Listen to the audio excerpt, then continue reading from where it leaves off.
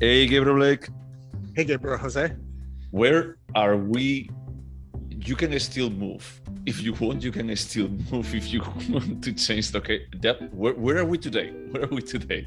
I'm on the other side of the couch. From my perspective, you know that it's a small window on a Zoom call. It was like a completely different planet. Yeah, I thought you might think I was in Chicago, about to surprise you from the other room. Exactly. I'm in your bathroom. Call me. I'm in your house, like in a Lost Highway. But yeah, no. So you're still in San Francisco. I'm still in Chicago. Yep. Yeah. And what did we watch this time?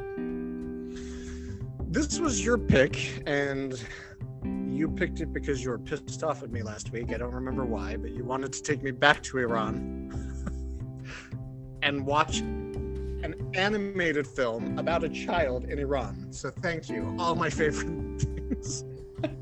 You are welcome. But no, watched Persepolis from 2007, the Oscar-winning Persepolis. Oh, that's right. He won the Oscar for Best Animation, I think. But no, the reason why I picked it up is because it was the Asghar Farhadi movie, A Separation, and we were talking a bit more about like the reality in the country. And what I was thinking is I didn't know much about Iran reality before I watched Persepolis. That it was like years before I watched any of the movies by Asghar Farhadi. And for me, it was like a good of okay, so that's the reality. I had no idea, and it was a very human story. So when we're discussing about like, hey, maybe I don't have like all of the context about the country, I felt like, oh, it may be like a good opportunity for actually just seeing what is the prism of a movie that is only focusing on what is the reality of growing up in Iran. And I feel like that's an admirable reason to want to watch a film, to be honest. Okay. I say that without sarcasm. I know everything I say sounds like sarcasm, but I feel deeply and genuinely that one of the strengths of this medium is that it teaches us about the world around us. Yeah, definitely. So as this was my pick, I think that you have to summarize it. Sure. So like I said, this came out in 2007. It's an animated film. It takes place in black and white and in color. Everything in the past, correct me if I'm wrong, everything in the past takes place in black and white, and the present takes place in color. Which, while I was watching the film, the past takes place primarily in Iran. And I thought, how interesting that they've stripped any ethnicity or race from these characters, which was kind of like a unifying way to watch the film. If it had been real actors, I think my own internal biases that I tried to avoid probably would have kicked in, and I would have perceived the story a little different. Anyway, we can talk about that more in the analysis. So this film takes place, it starts out in Iran in the 70s. Yeah. Is that right? Okay. Yep. During the Iranian Revolution against the Shah, the protagonist is named Marjane. Yeah. Marjane, something like that. She's a middle class. She's from a middle class family in Iran. She went to a French school, so she speaks French like a native. That's important for the story. During the revolution, the Shah becomes disposed, and there's election for a new leading power. Of course, the Islamic fundamentalists win and start enforcing basically the morality laws that are famous today and are extra famous today for being protested against because of the recent deaths of women in Iran. So she has some family members killed from protesting. She has a grandfather die because he's not given a medical excuse to leave the country. In fact, there's this particularly powerful scene where the woman seeking permission for her father to leave the country for a surgery goes to ask permission. The person she's asking permission used to wash her windows, and it's made clear he has no qualifications. Like, nothing about this regime makes sense. But he's submissive to religion, so he has the post. So her parents get afraid for her safety, so they send her to Vienna, right? So she goes to a friend in Vienna. She doesn't make friends. She engages in like counterculture activities, punk, which makes sense for the 80s, 90s at the time. She really doesn't fit in. She goes homeless, becomes sick. Eventually she goes back to Iran, where because the war is over, she thinks things might be better. They're not. She gets into drugs and tries to kill herself. Thankfully she fails. Sorry, I was thinking spoiler alerts, but 16 years, fuck you. And then ultimately she decides to leave Iran and then her grandfather dies, and that's it. Wait, just a second. You mentioned that she gets into drugs and she tries to commit suicide? Sorry, she tries to kill herself via overdose. Right? When? No? When?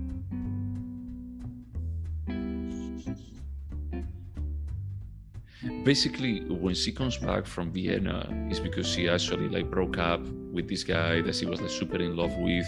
She goes homeless and she's like completely heartbroken, almost dies, and then she goes back to Iran. And it's like then she actually gets married with this guy. But she tries to commit suicide before the marriage when she's attending school. She takes an overdose of medication. Oh. Yeah, when she sent Yeah. I was watching it with my boyfriend, and she actually asked me, did she try to commit suicide? And from me, I was like, no, I think that it's just the medication, like the bad effect that she was having until her body actually adapted to it, because they don't really address it. My guess, because it's very clear in the graphic novel what happens, is they did that specifically to keep the PG-13 rating. So you read Did you read the graphic novel? No, but I read through a detailed synopsis today after I saw the movie, just hoping to understand what was different. Gotcha. Okay. Yeah, I think that they implied a bit, and for me it was like, okay, her body got adjusted to the medication, and now she's better after having like this bad trip. But you're right, I did leave out the fact that, so she either tries or doesn't try to commit suicide, but she attends university in Iran, she meets a guy, she marries him, but they divorce a year later, essentially underscoring the fact there's not a place for her in Vienna, there's not a place for her in Iran. Yeah. And basically she's never going to be holding back her opinion. So we see her like multiple times in the university just expressing out like very, unfiltered opinions about like how things make no sense. So the family like just like feeding again for her if they just send her to Paris this time. Which is definitely a pattern, because when she goes to Vienna, she goes to live with some nuns. Yeah, she insults the nuns kick her out, she rents a room, and then she insults the owner of the room, and she just pisses everybody off. Yeah, well, I mean, but it's a teenager, I think that it's a bit more like what is expected like during those years, and then it's like just coming back, it's a bit more, it's like the idea that they present like the grandmother of integrity and just like trying to stand for what you think that is right and what kind of problems that can actually get you. That's the reason why it's like so shocking when the police is about to arrest her and she basically tries to frame like a random person on the street, and how the grandmother feels like, we didn't raise you like that. That's like the worst thing ever. Yeah, throughout the film she has the literal voices of her family guiding her, and also she has the disembodied voices in her head of her family members. So there's a very interesting scene where she's at a party in Vienna. Somebody asks her where she's from, and she tells that person she's French. And as she's walking home, her grandmother's spirit is like, oh, I didn't know you were French. That's amazing. Not now, grandma. No, I just have no idea. Thank you for letting me know. Yeah. So what do you think? I think filmmakers behind Flea saw this film and made it again last year. From the animation to the... I mean, it's the same film, right? It's pretty close, but could you say that this is superior to Flea? I would, yes. This, discussing Persepolis as a film, it's good. The animation brought a lot to the table that I didn't expect. I mentioned one aspect where you take away Iranians looking like Iranians. Like, in this world, everybody looks the same, which I thought was powerful. I don't know. I mean, I partially agree, but it's like also at the same time, when they want to differentiate someone, they do it. You know a bit more about like the blonde hair and everything, or the eyes that they're like a different color. Even if it's in black and white, you can see like how the eyes for the Iranians are like just black. But if they are not black, is that they're usually going to be like two circles. Is that they made like a small like visual language. Yeah, you can definitely tell the characters apart, but yeah. I do think it was useful for me not to see them as like the other, right? Okay. I think the music is good. I think the voice acting is good. The animation is beautiful. I think it's a cohesive story and it's contained. Yeah. But I would argue it's just as light as Flea. Like there's nothing really here that's earth-shattering. No. Well, because it doesn't try to be like a documentary about Iran. It tries to be like the experience of a woman growing up through this. Well, a girl growing into a woman through this convulsed period in time. You know, but she doesn't stay in Iran. It's like we only see like glances around it, and except like a small part at the beginning that is about like giving context about like where the Shah comes from. They don't focus too much on the political aspect.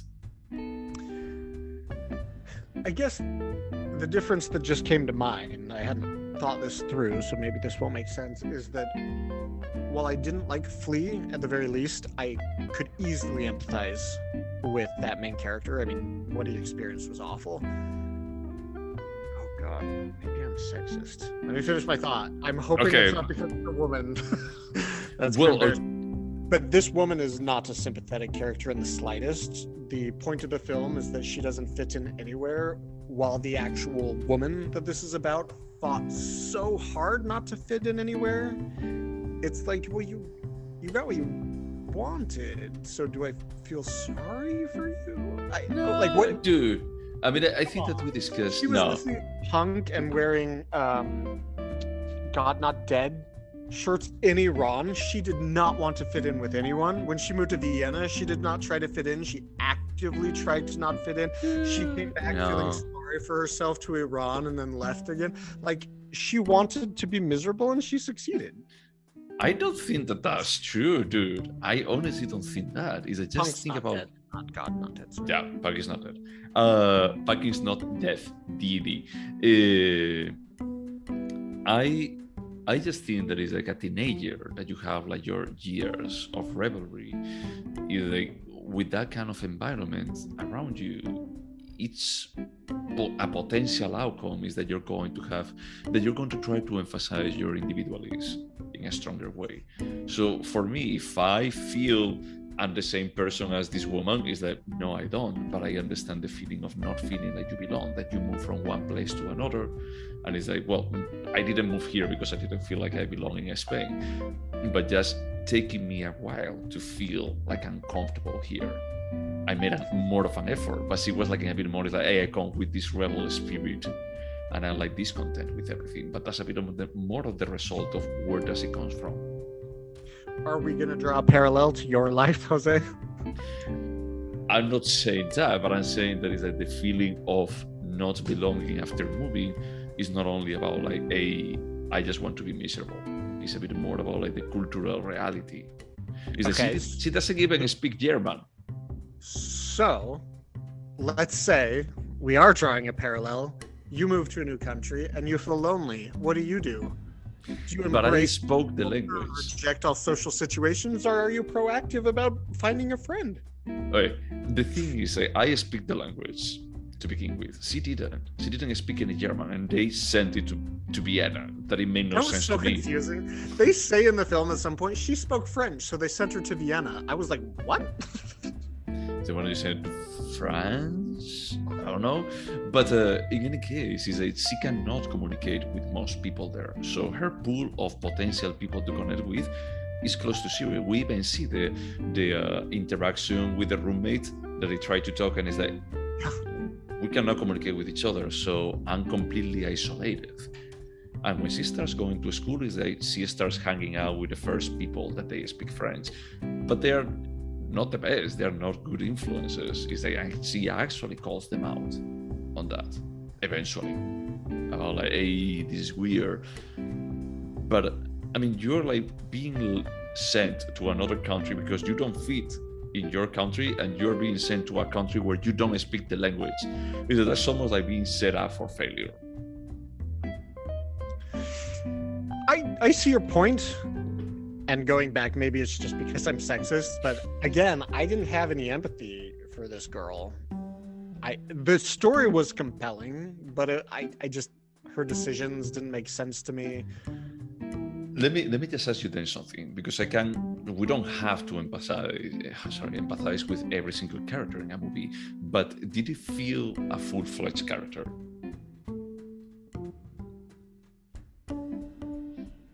Yeah, it was. And maybe I just didn't like the character.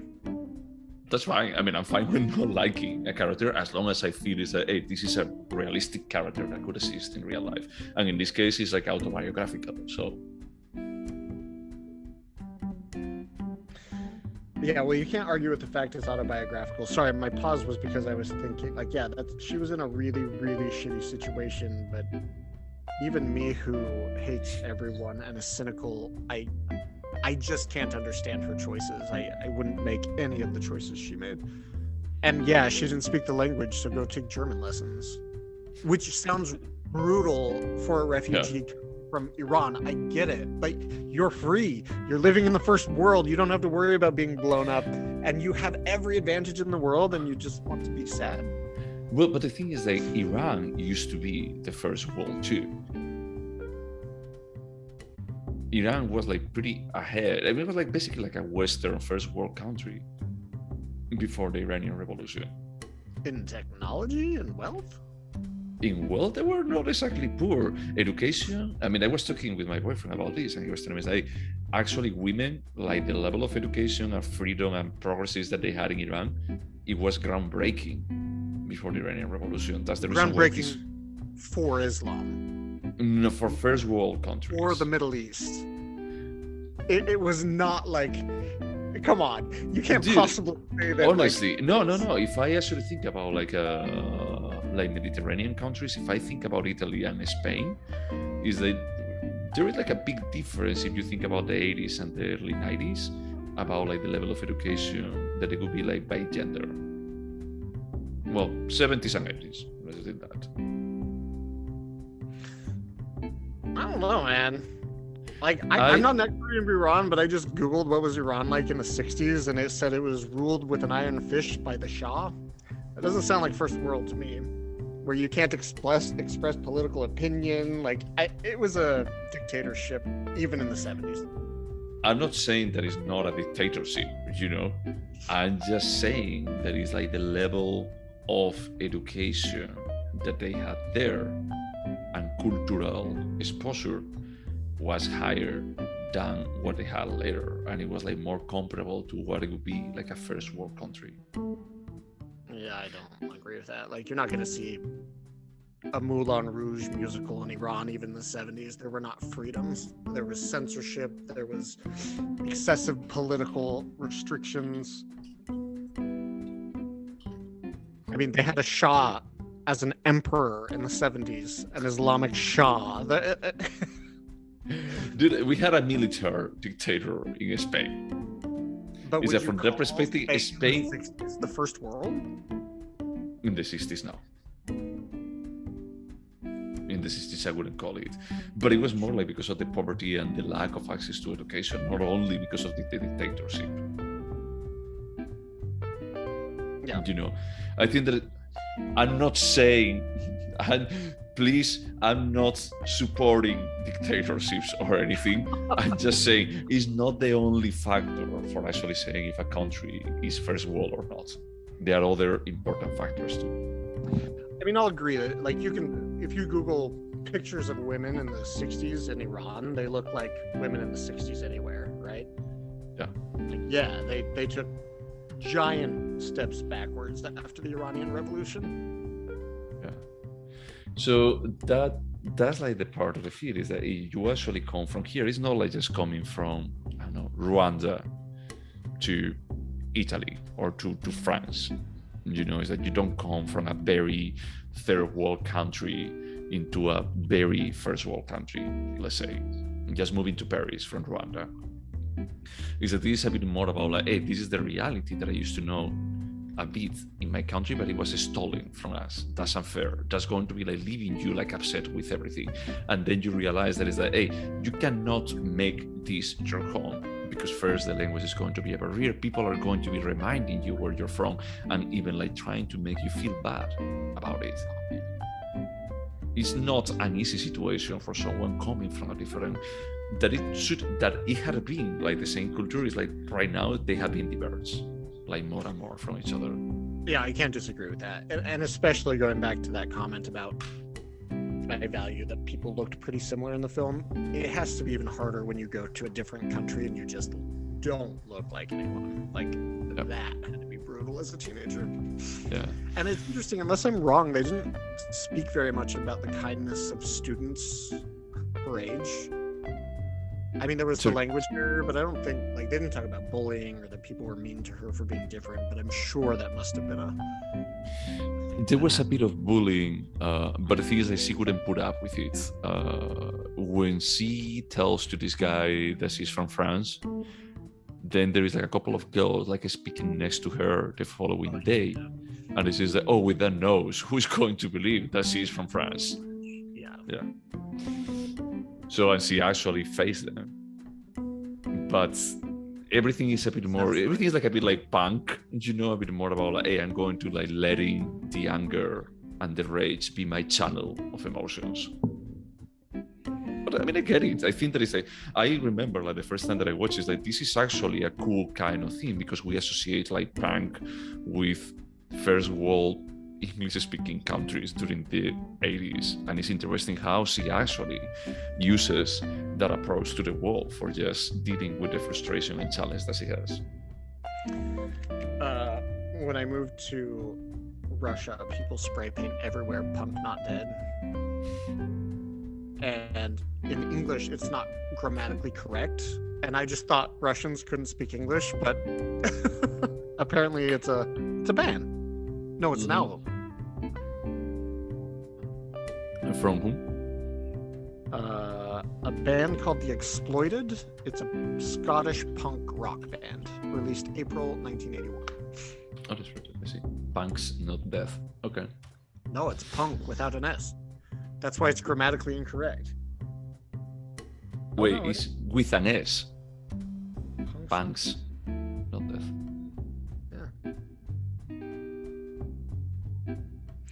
Anyway, I understand your point about maybe blurring the lines between not liking the character and not liking the film. Yeah. It's not, I want to be clear, it's not that I didn't like the film. I liked it. Yeah. The thing is that for me, the character feels realistic, and I appreciate like characters that they are not. As we were talking like about last time about The Godfather, and about saying that is like, for me, I would like to have like more nuance, more gray scales. I appreciate more a character like this. That is it's easy to actually sympathize with you when you actually, for running away from the police, like throw someone in jail that probably is going to get murdered there. And you just give no importance. It's like that person is terrible. But we also see that, hey, she makes mistakes and she actually tries to become a better person. So I found it like very nice kind of evolution of the character. And even like the ending is not a happy ending. No, it's pretty devastating. Yeah. It's not like kick you in the stomach, Michael Haneke devastating. But it's sad. It's a sad ending. Yeah, I think that there are degrees of sadness, dude. Is that there is like torture with Haneke, there is like torture looking, staring at your eyes, that it could be like Gaspar Noé. There's like the want to throw up from existential pain versus like sad the girl's grandpa died. Yeah, sad, yeah, you know, or wheat. Now that's want to throw up from existential pain. And I think that you know, that actually speaks volumes to like the richness of the script and the story that it's telling. So did you so for me, I've said this a million times, what I like about art is it makes me feel strong emotions. First off, do you value that? And did you feel strong emotions during this? That's an excellent question for this movie, because I value that. I value actually how something moves me, but that's not guaranteed that I'm going to be like considering it better or not, because Everything Everywhere All at Once, it moved me. I don't consider it such a good movie. The Oscar nominated Everything Everywhere All at Once? That one. You know, I just feel it's like, hey, you can move me in a manipulative way, you know, in an easy, cheap way. And that's not art per se. Okay, so you said you were moved by Persepolis. Do you feel like it was an authentic movement? I felt moved, but it was not a very intense move. It's also that I actually watched it and I remember, I'm giving one of the questions away, but it's like, I remember like part of it. I remember that she goes to Vienna. I remember that she doesn't fit there, that she comes back. It doesn't fit back here either. And then she actually just moves away and the story comes like full circle. I did appreciate how they took a cue from Flea and they kind of rooted this human experience in the context of the conflict or the revolution. Because once you try and like consume the Iranian Revolution as a tragedy, it's just too big, right, to humanize. Yeah. And so I appreciated the fact we ended the film on the death of her grandpa, because that was sadder to me. Grandpa, right? Grandma? Is that what you said? Grandma. Yeah. That was more moving to me than the parts about the Iranian evolution. Yeah. Do you know who plays the mother? No. What's her name? Manji? Of Marjorie? Margie, yeah. Marjorie. It's Catherine Deneuve. Wow. Interesting. Yep. Yeah, but I mean, that was like the thing when we started watching it. I was like, oh, wait a second, this was in French. I have forgotten about it, you know. And I was actually telling my boyfriend that there is something about the flow of the story and the animation style that is unapologetically French. That is, it doesn't have like how do you say, like the classic flow that you expect of an animated movie. It's not too concerned into making like a flow from one scene to another. Everything has to last like 30 seconds or something. It's like a collection of small vignettes, but some of them they last like significantly longer, and others they are shorter. It's a bit more like we don't care about like going by the book. It's that we care about the story. What is your overall opinions of flashbacks as a plot device? Well, the whole movie is a flashback. Yeah, but step away from Persepolis as a plot device. What do you think of flashbacks? You know what I'm thinking right now? I'm thinking about adaptation and the course, the training that the brothers go to when they say, don't use voiceover, that's a cheap resource. On this case, I think that they can be okay using sparingly, but I think I appreciate when movies don't use it. I think that if you can actually tell a story without having to display something, if they can actually talk with another character and express like the results of what would have been like displaying that flashback to the audience, I think that is a stronger script. It's harder to do that properly. I agree. Sometimes it's necessary. It can be done well, but it's overused. And I think that's one more thing that worked against this film for me personally. It was just way too this happened in the present, but it was echoed in the past, and it was echoed in the present. Well, I could say something. This movie is not so much driven by that, because basically we are given like all of the scenes chronologically. Is that the only one that we are not given chronologically are the color scenes, that they are like 3 or 4 scenes of 10 seconds each one of them, like jumping to the present. So it was straightforward besides the flashbacks and jump forward. Yeah. Well, dude, I mean, no. What I'm saying is like you could remove on this story all of the color scenes. Just any reference to the presence is not needed. Okay. I was gonna object to that, but I think you're right. Yeah. So for me, it's like, okay, oh yeah, that's right. The present was in color, and it's not only about like a resource that we see in movies about like, oh, you do a flashback, it's in black and white, you know. It's also a bit more about, hey, it's in black and white because it's a past that is gone, that it no longer exists for them. So I felt it's like, oh, this is even more powerful. It's a bit more of an artistic decision more than actually a flashback per se. They only play. I almost feel like they only play with the color and black and white for just reinforcing that artistic decision.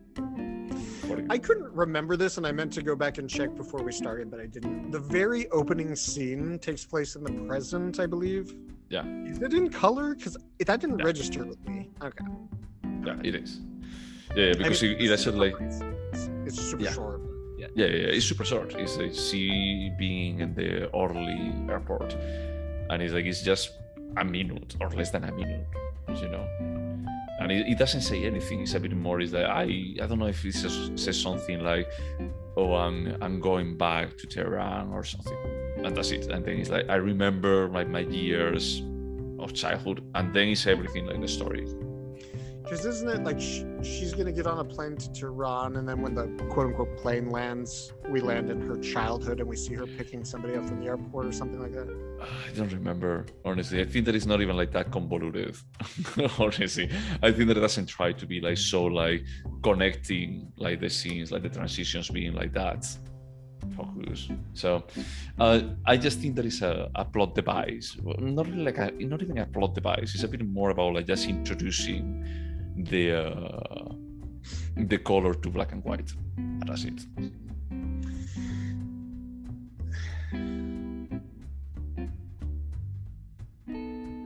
And to be honest, I want to dive into a discussion about Trump and how he took away the America that I thought was there. Do I have a right to be sad, or should I respect the democratic process about how this is what most Americans want? That's a very interesting jump that you're doing here to politics in America. You know, it's a bit more something that if I was a bit more jaded, I would be telling you, it's like you Americans, so we're thinking about yourself and trying to project it on your, but I'm not. No, I hear what you're saying, but I don't feel like she's justified in being upset about whatever was quote unquote taken from her by her government. And that's not justified, I don't think. It's like when Trump won. That's why I went to Trump, because all of my friends were pissed off. I was sad, but I wasn't pissed off because I do believe in democracy, and this is what that this is what the country wanted. So from that perspective, Iran wanted the Iran that we have today. That's what the people want. So why does she get to pity, like be wallowing in pity in that? I mean, it's true that it's a similar situation, but the consequences, they're not the same of what happened afterwards. It's like the States didn't lose as much as Iran lost with that transition, with that vote of 99% of support to a fundamental Islamist. Yeah. Well, like I said, I understand the parallels, but it's like I don't like when people are like my husband is from Argentina and he gets super upset about what Argentina has become. It's like that's what the Argentine people wanted. Like you have to let the people shape their government, and that's what's done in Argentina. It's what was done in America, and it's what was done in Iran. Dude, but there is a degree. There is like a big degree of difference here with what happened in Iran. Like what it turned into. like significantly. And I agree with you. There is in the States, we certainly have like quite a bit of a change thanks to what happened during these 4 years. But dude, it's like women can still go to a school, to college. We didn't go back to segregating by genders. They can sew their hair on the streets. They stopped allowing trans people to serve. They took away protections for gay people. They took away some women's rights, essentially the right to abortion. I mean, what happened? But that's the Supreme Court. It's more intense in Iran. It's more extreme, but it's exactly what happened. Oh, yeah. Look, from that perspective of actually just saying that is like, democratic elections can have like very negative impact. Yeah, the States has some, but it's like, dude, I honestly don't think that is comparable what happened. Just think about like the guy that cannot leave the country because because God needs to save him. We are not there in this country, or even close. I completely admit Iran is more extreme. Yeah. My question is not who suffered more; it's whether you should be allowed to feel sorry for yourself when a country moves in a direction you don't want, when that's what the majority wants. But it's not feeling sorry, it's feeling angry. Yeah. I mean, it's more like even like the idea of actually having like the revolutionaries that they were on the time of the Shah. That's how that anger is going to translate. And that was like the fear of the parents. It's like, she stays here, she's going to trying to be one of these revolutionaries, and she's going to die. We need to send her out. Margie is more like the insurrectionists on January 7th. Super unhappy, but a tiny minority, and was just going to be pissed off and do whatever she wants. I don't think that she could get there, dude. You're like just playing here a very dangerous comparison game. No, I know. I'm in my mind, I'm trying to relate to things that I didn't relate to in the film, and it's not apples to apples, as you might say. It's certainly not. It's not even like apples to dicks, honestly.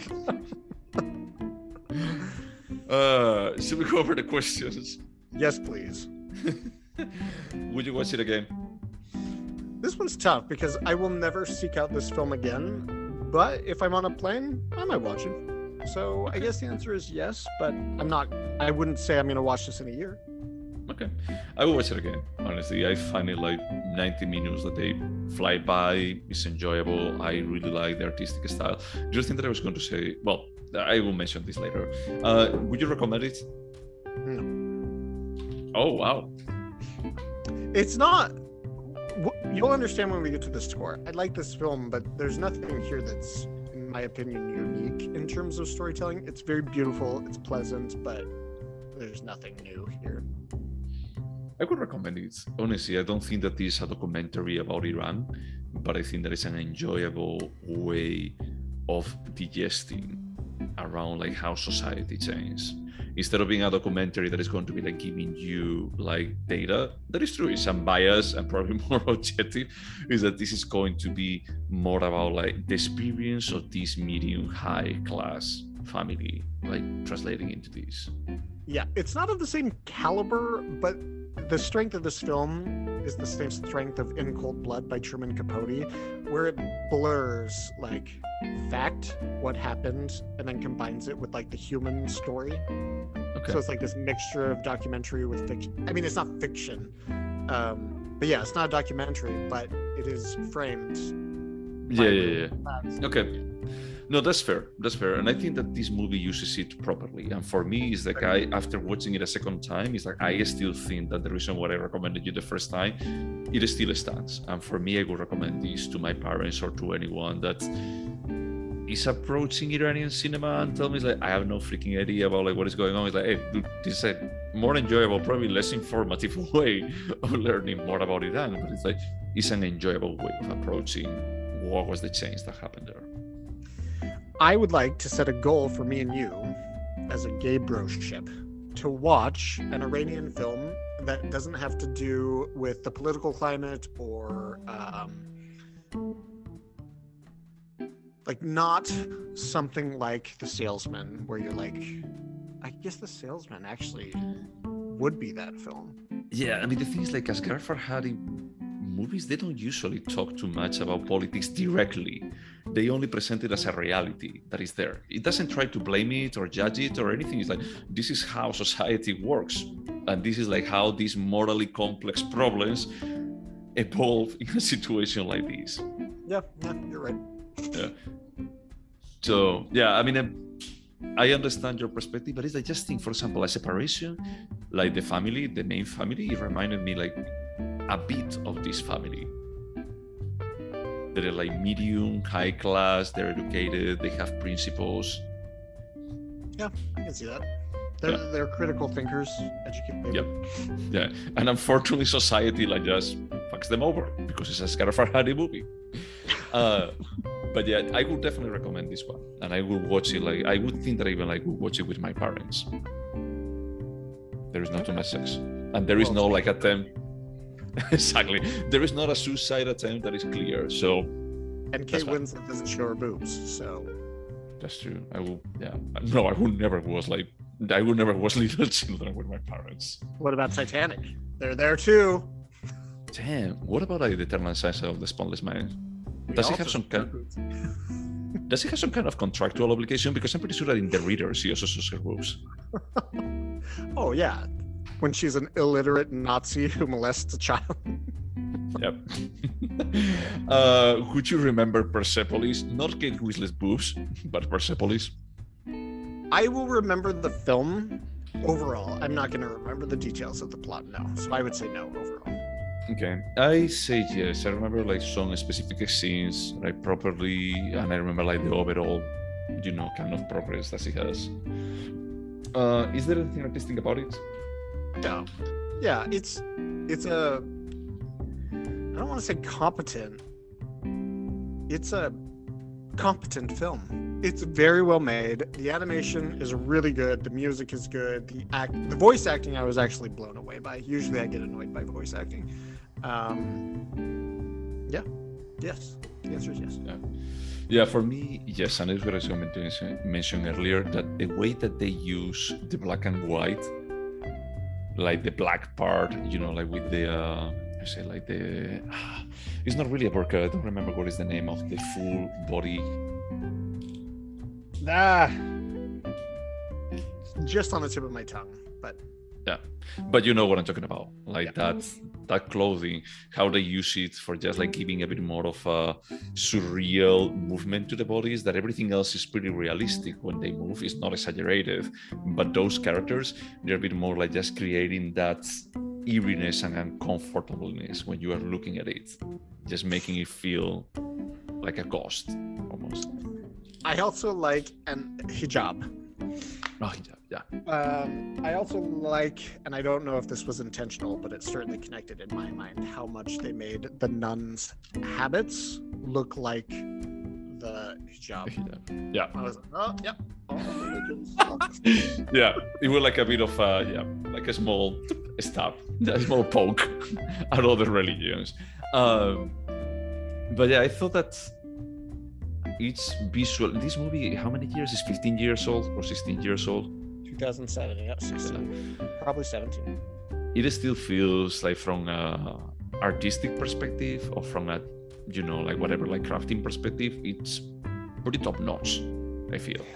It doesn't feel dated in the slightest, and that's a testament to all the artistic choices they made, from the actors to the animation to it's very impressive. It's like super crafted. As you said, it's like pretty competent, and I think that especially when it comes to animation that usually can be perceived by the academy like this kind of entertainment for kids, is like I appreciated that this one was actually recognized as like, hey, probably a kid could watch it. I don't think that any kid will have any enjoyment out of this, to be honest. But it's like, it's so really well made that at the end animation is just a factor of, hey, how do we adapt this graphic novel? It's like, hey, why don't we try to actually create the same atmosphere in animation instead of trying to make a live action movie, because part of the impact is going to get lost. My niece actually just turned 13 last week, and I thought about asking her to watch it. Hey, Daphne, could you tell us what you thought? I would be curious, honestly. I mean, the thing is, like, it's a very mature story. I don't think that most 13 years old are going to be like, I'm bored. At the very least, this was based on a graphic novel, so... Okay, that's fair. Moving on, is it a timeless piece? Yes. I don't think that it's yes. It's a very like universal topic that is always, even if it's like rooted on a specific time in Iran, is like the idea of, hey, you have to leave your country and not feeding another country and then coming back and not feeling that you can fit back because you're no longer the same person. We still see it. Bardo partially is about that. So, I mean, the film takes place 44 years ago, and almost exactly what was happening in this film is happening in Iran right now, and in many places in the world. Like, I don't mean to pick in Iran, but like, this is the same thing that's happening. Just, I would argue, in America with Trump, but whatever. Okay. Hey, that's fair. That's fair. Let's just say that transitions in power happen all the time. And it's like things going worse, it can happen at any point. And people having to just leave their homes or just being forced to leave their home. For some, I mean, that's an invasion. That's like not even like democratically elected. It's like, do you want to get involved into to be invaded by Russia? I don't think that anyone voted for that.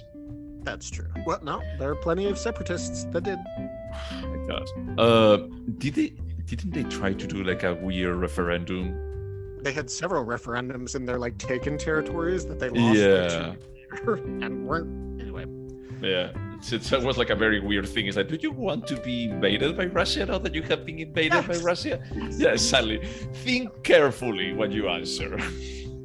God. Would you turn Persepolis into a TV show? No. I think it knew exactly the scale of its own story, and that's why they stuck with 90-ish minutes. Yeah, definitely. I don't think that there is enough material for us to return this into anything longer. Could this have been a short? Yes. It could have been a 5-minute word. 5 minutes? I will write a 5-minute script that will be more compelling than this film. Wow. Okay, dude. I definitely say no. If we want to actually just follow like these steps that we were saying about like the transition in Iran, not belonging there, moving to Vienna, coming back, is like, no, I mean, you could trim things, but it's going to be a different story. See, and that's why this goes back to, there was no emotional impact for me in this film. And if I'm not getting an emotional impact in 90 minutes, that means you can show every fact that I just watched over 90 minutes in 5, and I'll have the same experience. Okay. Or maybe not even watch it, the movie. Yeah, or just show me a 30-second teaser. I mean, that would be enough. I would get Iran after the 30-second teaser.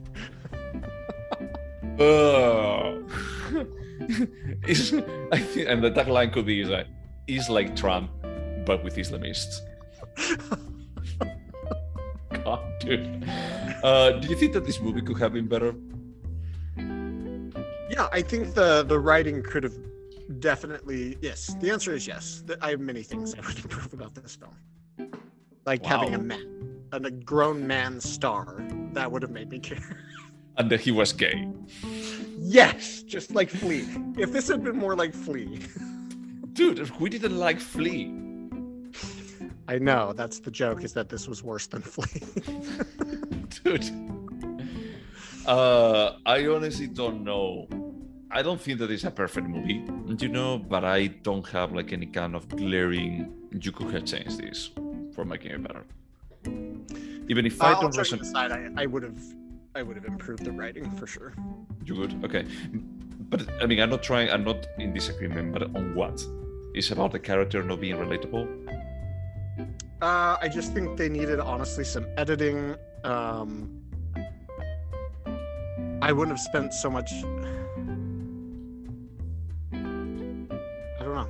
I would have to spend some time brainstorming, figuring out where I wanted to go with this. I mean, that's fair. I feel like some of the, as I was telling you, like the flow is unapologetically whatever the fact they want. Yeah. It's not trying to be like smooth, and it's like, nope, we have this story. We're going to be like telling it like this. If we spend like 40 minutes in Vienna for at the end, I go back. It's like we spend 40 minutes. We don't care. And from that part, it's like, okay, it's unapologetically telling their own story. I respect that. I can understand that. It's like, well, these 10 minutes you can have remove it. But for me, it does still work. Is this a French film? I feel really embarrassed. I don't know this. Yeah, I think so. I think that it was like just with a, how do you say, like with a budget, with the money from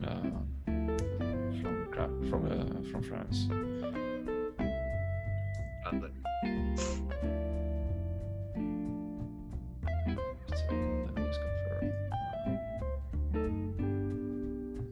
Well, it's French, Iranian, American.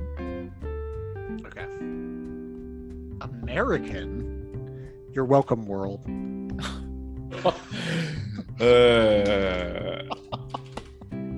No, let me just see if it's French, Iranian, American, because that last part sounds a bit strange to me.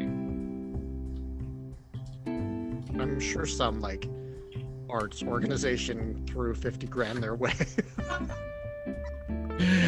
Maybe it was the hooker from Oh, sorry. No, I cannot say anything. I cannot say anything. That's a spoiler. Spoiler alert, Jesus. You actually said it, so it could be from anything. But yeah, I understand. I don't disagree with your part. For me, it's like I wouldn't have touched anything. Is just what it is, you know. And I think that from what they're trying to do is fine.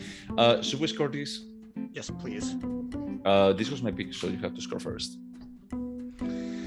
7.5. Holy shit! Okay, that's the same score. Oh, really? Yeah, I was between like 7.5 and 8. Honestly, I really like this movie. Honestly, I think that. Yeah, but the thing is, as I was telling you, it's weird for me that is like I didn't feel the same emotions that I think I felt the first time. Not for better or worse, you know.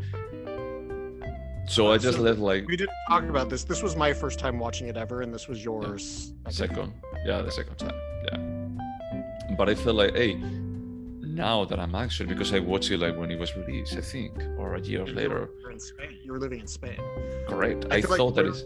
Us were in 2007 is very different than where we are. That's correct, and that's the reason why I was expecting this to resonate more with me, because part of the story, as I was telling you, Bardo resonated a lot with me, and this one didn't, and it has like similar components. And I don't think that it's only because of the character is not exactly likable in a strict definition, you know, but I expected a tiny bit more. I really liked it, honestly, you know.